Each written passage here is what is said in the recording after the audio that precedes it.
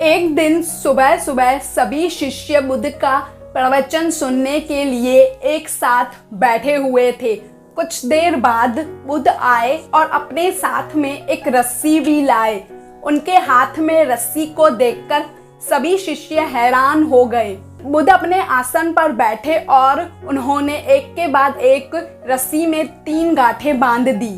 इसके बाद उन्होंने अपने शिष्यों से पूछा कि क्या ये वही रस्सी है जो गांठें बांधने से पहले थी। इस प्रश्न के उत्तर में एक शिष्य ने कहा कि इसका उत्तर देना थोड़ा सा कठिन है। यह हमारे देखने के तरीके पर निर्भर करता है। एक तरह से तो ये वही रस्सी है जो पहले थी, इसके मूल स्वरूप में कोई भी बदलाव नहीं आया है, और दूसरे तरीके से अब इस रस्सी में 3 गांठें लग गई है, इस वजह से इसे बदला हुआ कहा जा सकता है। शिष्य की बातें सुनकर बुद्ध ने कहा कि तुम सही कह रहे हो, मैं इन गांठों को खोल देता हूँ। ऐसा कहकर बुद्ध रस्सी के दोनों सिरों को खींचने लगे। अपने शिष्यों से बुद्ध ने पूछा, क्या इस प्रकार रस्सी की गांठें खुल जाएंगी?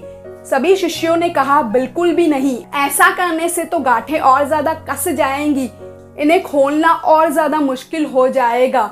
बुद्ध ने कहा, ठीक है, अब एक अंतिम प्रश्न, तो हमें इन गांठों को कैसे खोलना चाहिए?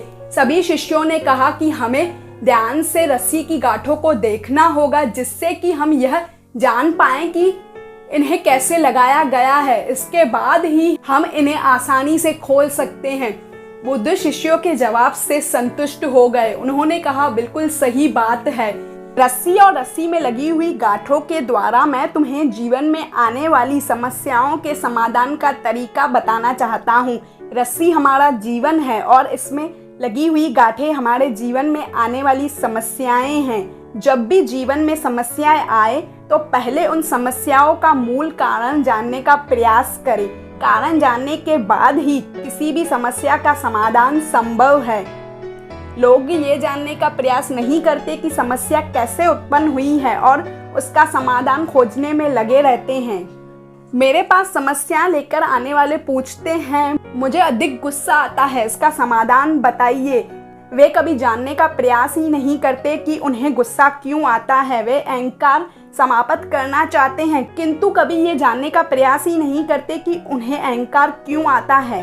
बिना समस्या का मूल जाने समस्या का समाधान संभव नहीं है। समस्याओं को जड़ से समझो और उन्हें जड़ से ही खत्म कर दो।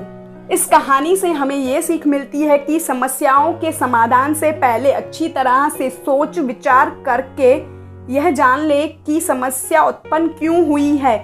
फिर ये जानने का प्रयास करें कि उसके निवारण के लिए क्या किया जा सकता है। समाधान का तरीका समझ में आने के बाद उसके समाधान में जुट जाएं।